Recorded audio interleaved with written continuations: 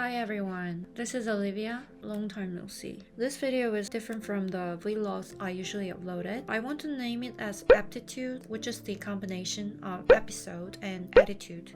This word was created a few years ago when I realized that life is all about attitude because all your actions, your behavior come out from your attitude. Today's topic is about obsession. Well, I've been practicing this asana diligently these days, which is called pincha asana, but simply you can call it pincha. Starts by firmly rooting your hands to elbows into the ground and balancing upside down using core strength. Asana means a posture or movement, but in yoga, they say you shouldn't become attached to the asana itself. Because the purpose of yoga is ultimately for meditation, which means the pose itself shouldn't become the end goal. In my yoga studio, we practice jumping into the pose without using the wall. To really get into this pose, falling is unavoidable. You have to fall to make this asana. It makes me really scary,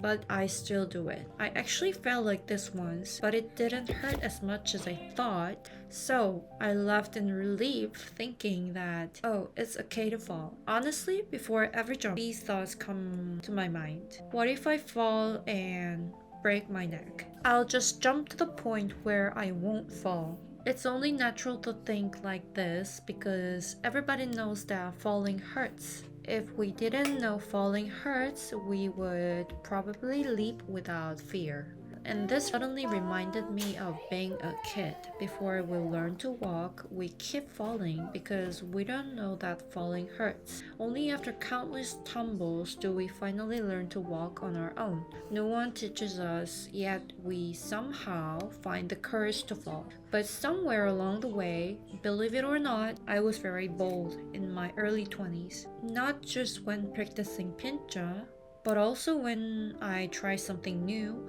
when I try to make important decisions. I realized that the more I have to be responsible for, the more fearful I become.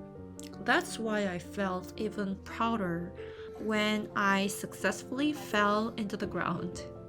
I didn't perfect the asana, but I took a step forward, and that felt so rewarding because honestly, I'm someone who gets scared easily. I'm spending most of my time with my younger brother these days, and my brother said to me, "Sister, you need to let go of your own standards a bit. There are way more variables in the world than you think, and it seems like you need to learn to be content." The standards I set to protect myself or to navigate my life, it felt really helpless when I discovered that these all efforts eventually became rigid defense mechanisms. And at the same time, I realized that the only way to move forward again can be made only by breaking down my own rules.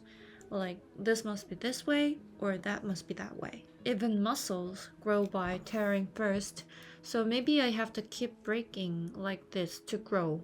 Honestly, these moments don't make me feel good, but if you deny them, I know all too well I will just stay stuck. So I have no choice but to accept it. I remember something my yoga teacher once said: life is a cycle of happiness and sorrow.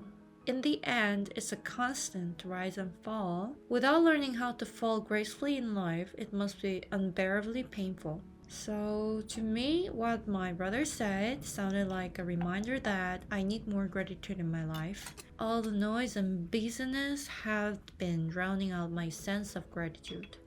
So, I just tried to find what I should be grateful for, and here's what I found. I was so tired that I almost skipped my 9 a.m. yoga class on the weekend, but I decided to go. I clearly know that I've never regretted after I decided to move my heavy body, so that feeling at the end, it's always worth it.